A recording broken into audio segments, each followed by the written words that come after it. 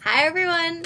I'm in Sydney. It's the Asia Pacific Poker Tour, and at the moment the Sydney tournaments are happening, so I'm just here for the weekend.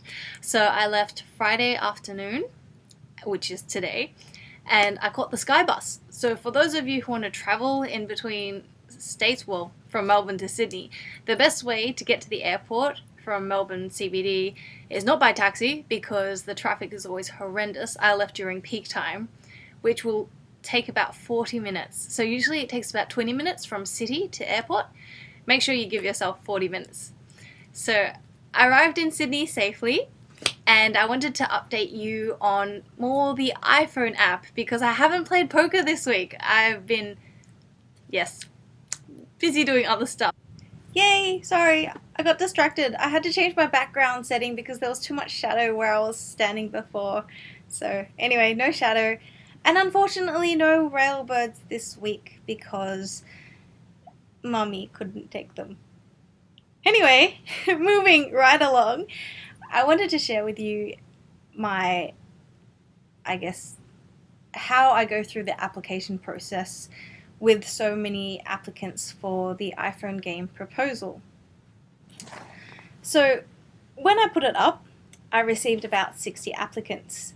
Now, the first time I ever used elance, I put up a proposal for something and I had 100 applicants, and at the time I didn't know how to filter through. So what did I do? I went through each individual one. Went through how many ratings they had, how much they had earned, how many jobs they had, each of the individual reviews, and it goes into the thousands and you just waste so much time. So now I've gotten a lot smarter, and my way of shortlisting this iPhone game, I shortlist minimum of 4.5 to 5 stars. They need to have at least 5k earnings. They need to have at least 15 jobs, and you can also filter if you want them to be from a particular country. Say, for example, you think Indians have the best programming skills. I know you're generalizing, but each to their own. That's if you want to. Or if you want someone in the same country you're in, that's another good way to filter. First step is to filter through the first shortlist, which ended up being about 20. Then you go through a further shortlist, you start looking at their reviews and you look at their designs. So in my case, because I'm doing an iPhone game, I need to look at their previous work. So I have a look at what kind of styles they have and if I like it and if it's relevant to me. And once that's done, I ended up shortlisting around 8. So now that we have 8, what we ended up doing was we split half and half. So my partner's job was to edit the document into a workable, nice, neat format. So essentially that document is the summary of our game. So he took the time to write it up. That's why I ended up shortlisting the candidates. So now we've got our final shortlist. He interviews for and I interview for. And it's very important to go through the interview process through Skype or some kind of communication, because that way you can see whether or not you can work together and whether or not they understand what you're asking. And that is extremely important. I cannot stress enough that you discuss the scope of work, because often when you give a job to someone and later on you say, oh, can you do that? That wasn't in my scope of work. And that's really annoying. So you want to clarify everything before you agree to pay them to do something, because they're right. They can say, you didn't say I had to do that, so why should I, unless you pay me extra, which is annoying. So protect yourself that way. I've learnt from that.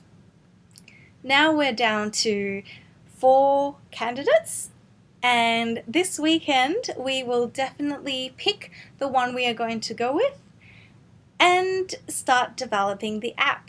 How long is it going to take? I don't know. Anywhere between 4 and 8 weeks. I guess if we really wanted to, they could probably get it done in 2 weeks.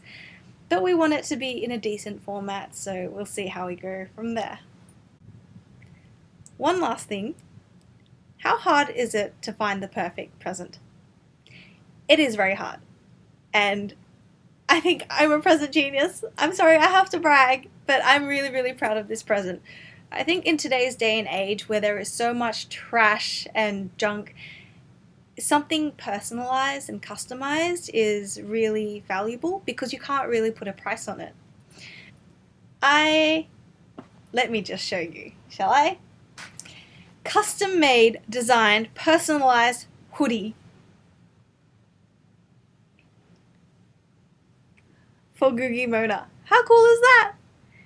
I have a picture with Raccoon sitting in the in the hoodie as well. And this is the back of it.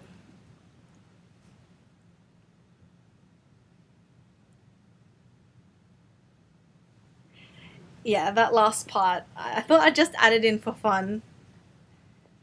Teach me how to Googie. Oh, sorry, it's back to front. Oh, well, anyway, I'll read it to you. Teach me how to Googie. And this is the Googs #1 and his Twitter name. Ta-da! Anyway, I thought that was pretty cool. So if you're interested, you can always just Google. If you live in Australia, I can give you the link to the place that did it for me. And it's a very unique and original present. So if you wanted to give something special to someone special or a friend, there you go. There's an idea. Alright, thanks for watching. I'll keep you updated with the iPhone game and any other interesting stuff that happens in my life. Thanks for watching.